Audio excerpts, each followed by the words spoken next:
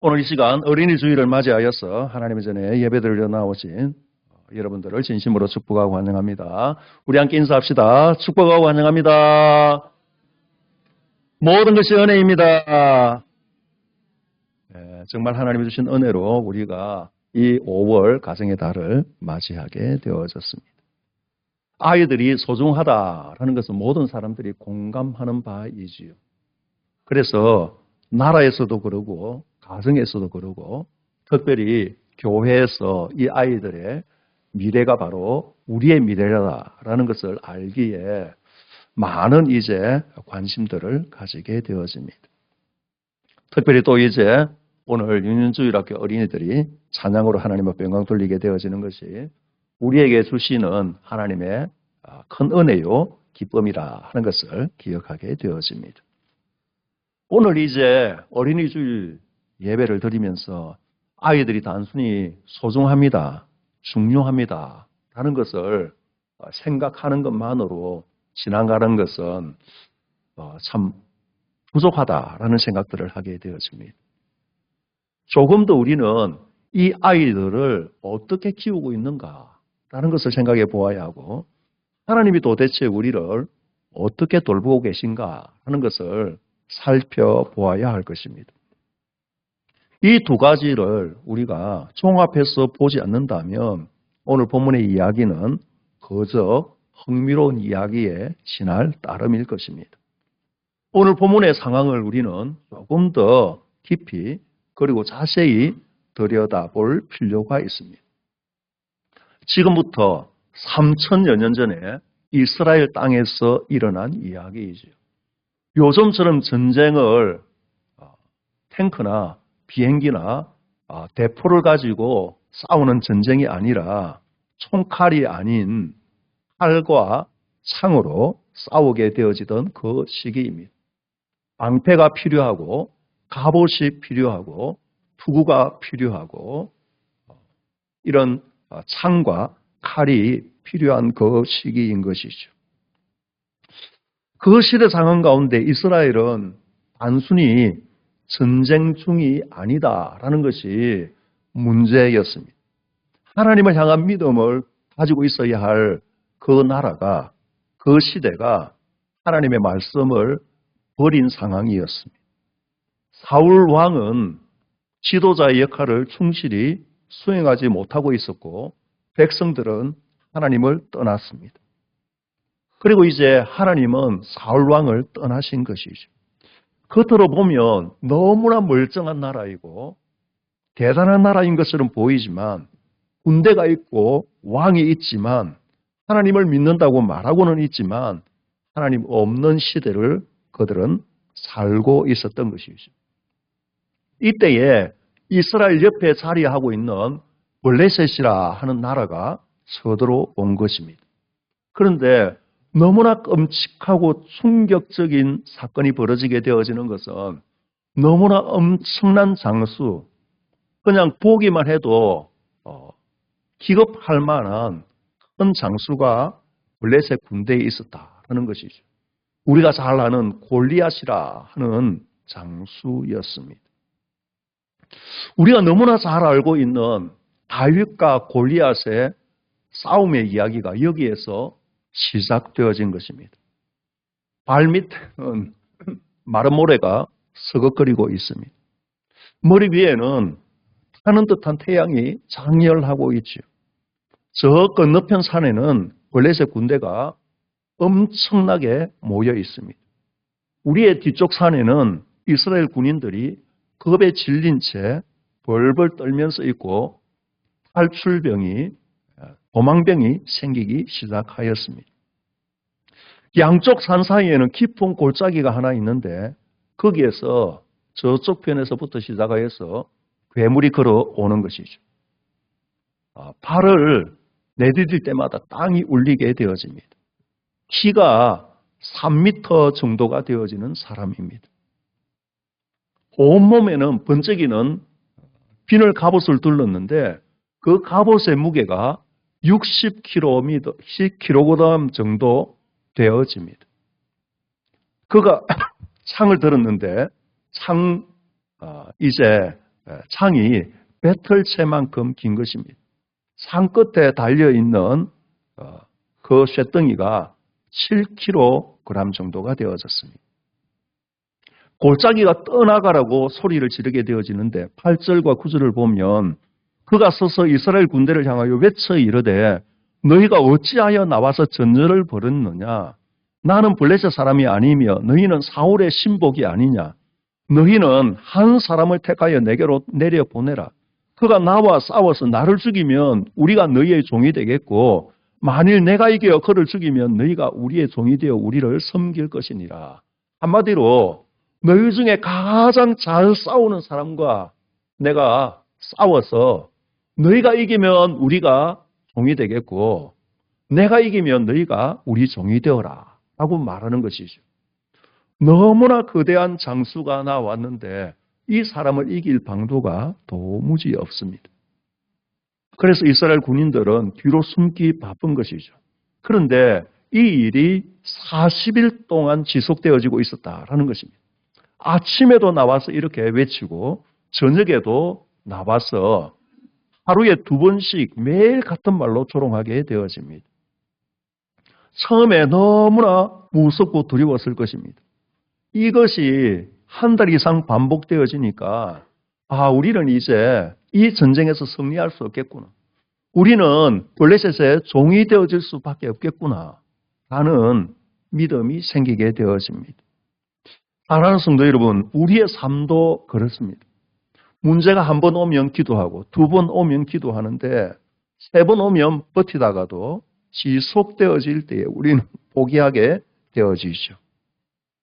이런 상황에서 완전히 다른 시각을 가진 한 소년이 등장하게 되어집니다. 다윗이라 하는 소년이죠. 전쟁하러 나온 병사가 아닙니다. 심부름 온 아이이지요. 그 형들이 전쟁에 나아갔습니다. 그러니까 이 다윗은 징집되어질 만큼 나이가 되지 않은 것이죠. 이스라엘 백성들은 20세가 되어지면 전쟁에 나아가게 되어집니다. 그런데 전쟁에 나아갈 수 없는 청소년이라 우리가 생각할 수가 있습니다. 청소년이라 생각되어지는 것은 너무 작은 아이라면 아버지가 심부름을 보내지 않았을 것이기 때문입니다. 양도 치고 있을 만한 상황이었으니까 아버지의 심부름으로 군인으로 출전한 형들에게 줄 도시락을 들고 이곳으로 나온 것입니다. 그런데 이 아이가 그렇게 외치고 있는 골리앗을 보고 말하는 것이죠. 이 할례 받지 않는 사람이 누구이기에 살아계신 하나님의 군대를 모욕하고 있느냐 하는 것입니다. 단순한 용기라 그렇게 생각하기에는 어린아이가 아니면 철모르고 하는 이야기다라고 생각하기에는 그의 말이 너무나 대담한 것이죠. 그래서 이것은 철모르는 어린아이 또는 단순한 생각이 아니라 믿음의 시선으로 이 다윗이 현상을 바라보고 있었다라는 것이죠. 사람들은 저 3m 가까이 되어지는 골리앗이 너무나 크고 대단하기에 우리가 절대로 이길 수 없다. 저 앞에 누가 나아가더라도 1대1로 싸워서는 승산이 없다라는 것을 알고 있습니다. 그런데 다윗은 믿음의 눈으로 바라보게 되어질 때에 저 골리앗보다 더 크신 하나님을 내가 믿고 있다라는 것을 기억하고 있는 것이죠. 사랑하는 성도 여러분, 우리가 당하게 되어지는 문제의 크기가 중요한 것이 아니라 우리가 하나님을 얼마나 크게 보느냐, 이것이 중요한 것이죠. 같은 상황에서 어떤 사람은 이제 끝났다라고 말하게 되어지고 어떤 사람은 하나님이 하실 것이다 라고 말하게 되어집니다. 이 차이가 도대체 어디에서 옵니까? 그것은 평소에 무엇을 보고 살았느냐에 달려있는 것이죠. 쉽게 말하면 이런 것입니다. 평소에 문제가 생길 때마다 사람을 먼저 찾고 수단을 먼저 찾게 되어지고 계산을 먼저 하게 되어지던 사람은 막상 큰 문제가 오게 되어지면 사람이 해결할 수 없기에, 돈이 해결할 수 없기에, 자신의 능력으로 해결할 수 없기에 결국 안 된다라는 결론으로 갈 수밖에 없는 것이죠. 그런데 평소에 아무리 작은 일이라 할지라도 하나님이 도와주셨습니다. 하나님이 길을 여셨습니다. 이렇게 경험하며 믿음으로 고백하고 감사하며 살아오게 되어진 사람은 문제가 아무리 크게 되어진다 하더라도 이번에도 하나님이 하실 것입니다. 라는 고백을 하게 되어지는 것이죠. 다윗이 바로 그런 사람입니다. 그가 목동으로 살 때에 사자를 만나게 되어집니다. 곰을 만나게 되어집니다. 그때마다 하나님께서 그를 보호하여 주시는 것을 믿음으로 고백하고 경험하였습니다.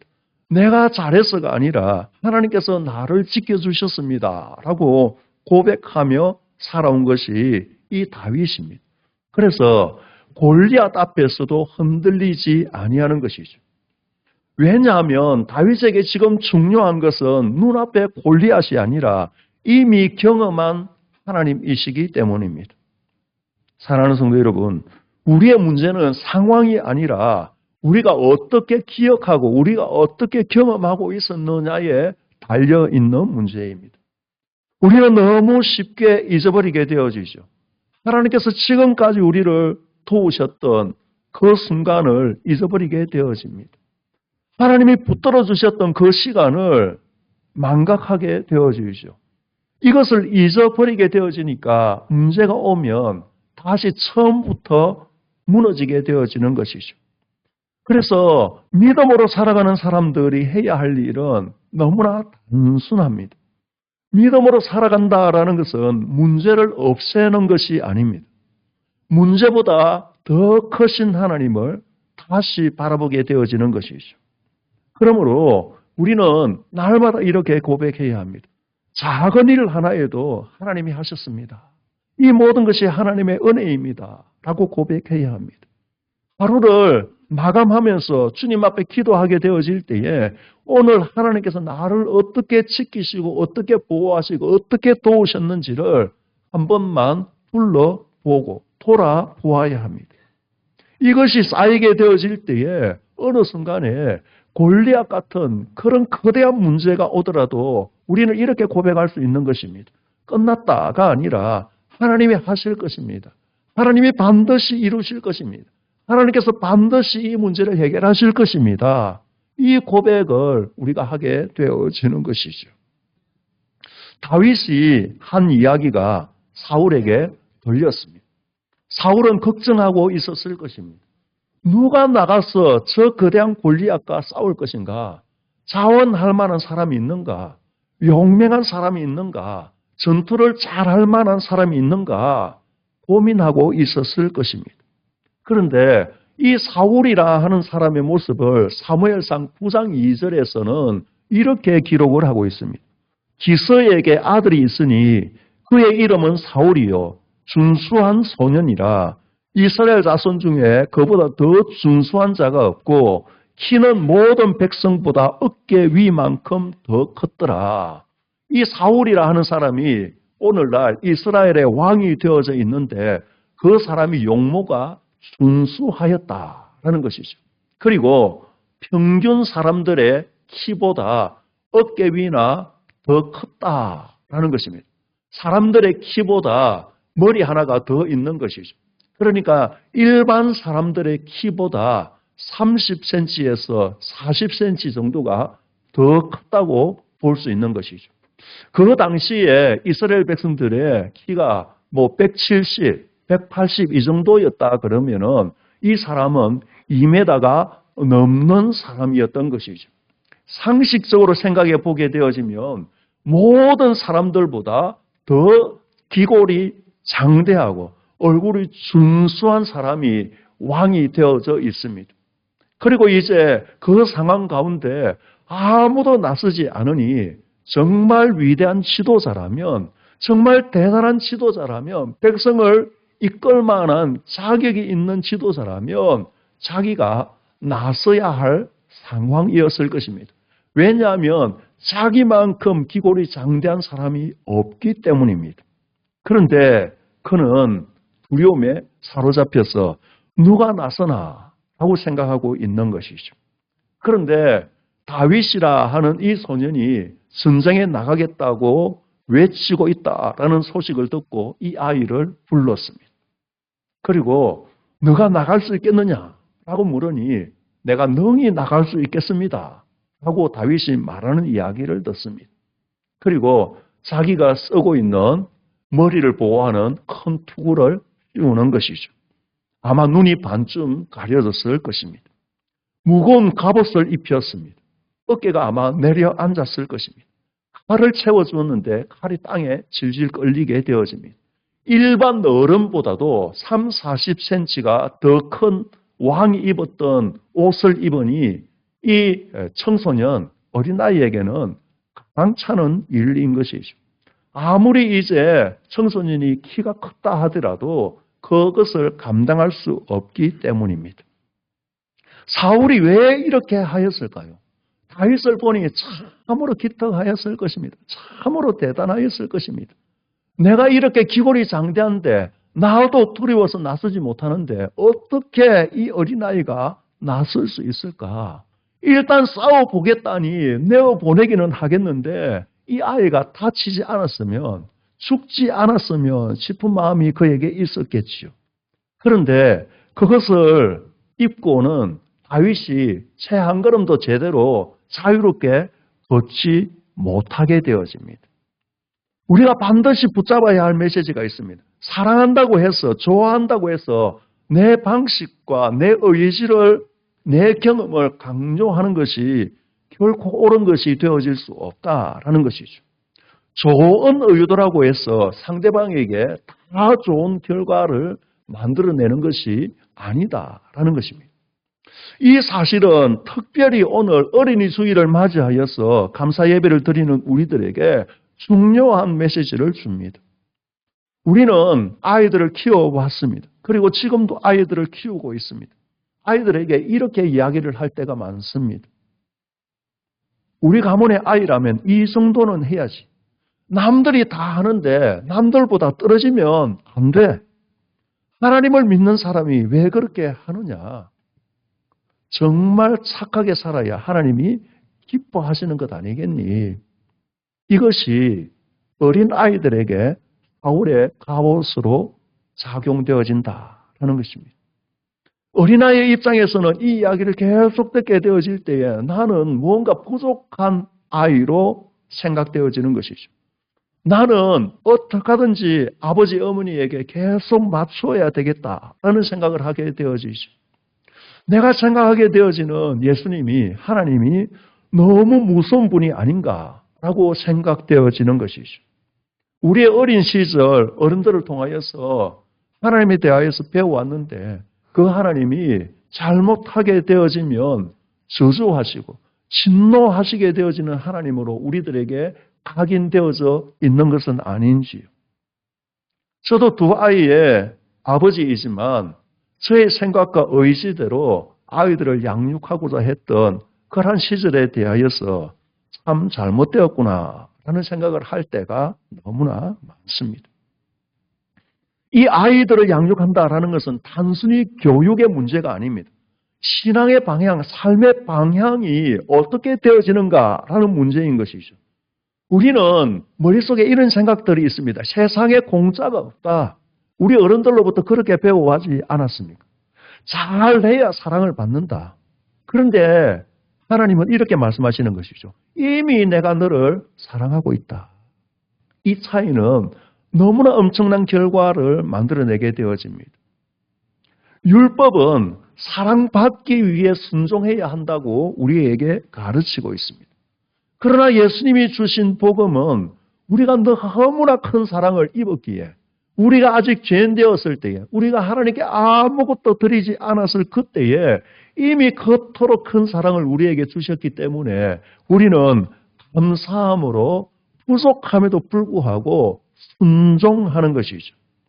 하나님의 뜻을 발견하기를 원하고 나를 사랑하신 그 하나님의 마음에 기쁨을 안겨드리고 싶은 것이 성숙한 신앙인 아니겠습니까? 예를 들면 이런 것이죠.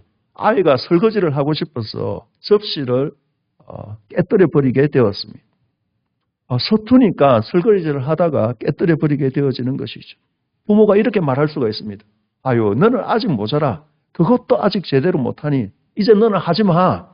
이렇게 말할 수 있는데 그것이 율법이라는 것이죠. 그런데 사랑은 그렇지 않는 것이죠. 괜찮니? 안 다쳤니? 같이 치우자. 그리고 이 그릇은 이렇게 닦는 거야. 그것이 사랑인 것이죠. 주님의 사랑이, 하나님의 사랑이 그렇게 우리들에게 다가오고 계십니다. 다윗은 갑옷을 벗었습니다. 그리고 자신이 평소에 입고 있었던 목동의 옷을 입고 전쟁에 나가는 것입니다. 칼과 창이 아닌, 방패가 아닌 막대기를 들었습니다. 양을 칠 때 사용하게 되어진 도구인 것이죠. 그리고 물맷돌을 들었습니다. 5개를 들였죠. 그리고 이제 물매를 들었습니다. 돌을 잘 멀리까지 보낼 수 있는 도구인 것입니다. 이것은 다윗에게 있어서 특별한 무기가 아닙니다. 이전에 들어보지 못하였던 최신식 무기가 아니라 일상의 도구인 것이죠. 그가 늘 익숙하였던 양을 칠 때에 사용하였던 도구입니다. 하나님께서는 특별한 은혜를 베풀어서 특별한 사람을 사용하시는 것이 아니라 하나님을 평소에 어떻게 경험하고 있었나 그 사람을 사용하시게 되어지는 것이죠. 다윗은 이미 수많은 경험을 하였습니다. 사자 앞에서, 곰 앞에서 하나님이 도우시고 계시다라는 것을 끊임없이 경험하였습니다. 그가 이제 34절부터 보면 이렇게 고백을 하고 있습니다. 다윗이 사울에게 말하되 주의 종이 아버지의 양을 지킬 때에 사자나 곰이 와서 양떼에서 새끼를 물어가면 내가 따라가서 그것을 치고 그 입에서 새끼를 건져내었고 그것이 일어나 나를 해하고자 하면 내가 그 수염을 잡고 그것을 쳐 죽였나이다. 주의 종이 사자와 곰도 쳐선적 살아계신 하나님의 군대를 모욕한 이 할례 받지 않는 블레셋 사람이리까 그가 그 짐승의 하나와 같이 되리이다. 사랑하는 성도 여러분, 우리가 누구입니까? 우리는 온 우주를 창조하신 하나님의 자녀입니다. 그런데 실제의 삶에 있어서는 우리는 여전히 인정받으려고 애쓰게 되어지죠. 여전히 비교하게 되어집니다. 여전히 실패하고 무너지게 되어집니다. 왜 그렇습니까? 아직도 갑옷을 입고 있기 때문입니다. 이제 오늘 주시는 하나님의 은혜를 기억하며 사람들에게 인정받아야 되겠다라는 그 갑옷을 우리는 벗어야 합니다. 대신 우리는 이렇게 고백해야 합니다. 나는 하나님께 이미 인정받은 사람입니다. 우리의 사랑하는 자녀들을 바꾸려고 하기 전에 먼저 사랑의 표현을 해야 합니다. 너는 너무나 나에게 소중하고 하나님께서 너를 너무나 기뻐하신단다. 우리가 실패했을 때에 자책하는 것이 아니라 하나님은 어떠한 상황에서라도 나를 버리지 않으십니다. 라는 고백을 해야 합니다. 우리가 믿음으로 살아가게 되어지는 이 현실이 때로는 힘들고 어렵다 할지라도 우리는 감사해야 합니다. 해야 해서 하는 것이 아니라 사랑받았기 때문에 당연히 하는 것입니다. 다윗이 돌을 던졌는데요. 그 작은 돌 하나가 골리앗을 쓰러뜨렸습니다. 단순한 승리가 아니라 선언인 것이죠. 하나님을 의지하는 사람, 하나님을 믿는 사람이 결국 이긴다라는 것입니다. 사랑하는 성도 여러분, 우리의 삶을 통하여 날마다 이런 고백이 나와야 합니다. 나는 더 이상 남들에게 맞추기 위하여서 억지로 나를 맞추며 살아가지 않겠습니다. 나는 더 이상 완벽해야 하는 압박 가운데서 살아가지 않겠습니다. 나는 더 이상 세상적 두려움을 가리기 위하여서 무거운 세상의 갑옷을 입고 살지 않겠습니다. 나는 오직 하나님의 사랑 안에서 살아가겠습니다. 나는 이미 나를 사랑하시는 하나님을 믿음으로 고백하며 살아가겠습니다. 그 사랑 안에서 자유하며 살아가겠습니다. 그렇게 고백하는 것이죠. 사랑받기 위하여 애쓰는 것이 아니라 이미 너무나 큰 사랑을 받았기 때문에 사랑받은 자로 이 세상을 살아가게 되어지는 것입니다. 사랑하는 성도 여러분, 이 고백이 단순한 입술의 고백이 아니라 우리의 삶의 중심이 되어지기 시작할 때에 너무나 놀라운 일이 일어나게 되어질 것입니다. 여전히 우리 앞에는 어려운 문제들이 있을 것입니다. 여전히 현실은 우리의 능력으로 해결할 수 없는 참혹한 일들이 벌어지게 되어질 것입니다. 그럼에도 불구하고 달라지는 것이 있습니다. 두려움이 더 이상 나를 붙들지 못하는 것입니다. 그때에 하나님께서 내 인생의 골리앗을 향하여서 일하실 것입니다. 내가 이 문제를 해결하고 골리앗을 쓰러뜨리는 것처럼 보이게 되어지지만 하나님이 일하고 계시는 것입니다. 하나님이 쓰러뜨리시는 것이죠. 우리 어른들은 어린이들에게 이렇게 살아야 합니다. 나는 내 기준에 맞는 갑옷을 어린이들에게, 우리의 아이들에게 더 이상 입히지 않겠습니다. 내 불안 때문에 내 생각으로 아이들을 밀어붙이지 않겠습니다. 남들과 비교해서 나의 아이들을 평가하지 않겠습니다. 나는 내 옷이 아니라 하나님의 사랑의 옷을 입혀주신 그 사랑의 옷을 다시금 입히고 그 사랑이 우리 아이를 양육하고 있음을 믿음으로 고백하겠습니다. 그렇게 우리는 고백해야 하는 것이죠. 이 말이 반복되어질 때, 이 행동이 반복되어질 때에 아이의 깊은 곳에 자유함이 생기게 되어지고 간전함이 생기게 되어질 것입니다. 이 믿음 가운데, 이 은혜 가운데 자녀들이 성장하게 되어질 때에 어떠한 환난 가운데서도 놀라지 아니하고 무너지지 아니할 것입니다. 사랑하는 성도 여러분, 오늘 이 시간 우리를 그토록 복제해왔던 갑옷을 벗기를 원합니다. 오직 하나님의 사랑을 입는 날이 되어지기를 원합니다. 그때에 하나님이 우리와 우리의 가정 안에서 선한 싸움을 대신 싸워 주실 것입니다. 5월 가정의 달에 하나님의 은혜가 이 말씀을 통하여서 우리에게, 우리의 가정에, 우리 교회에 충만하게 임하시기를 주님의 이름으로 간절히 축원합니다.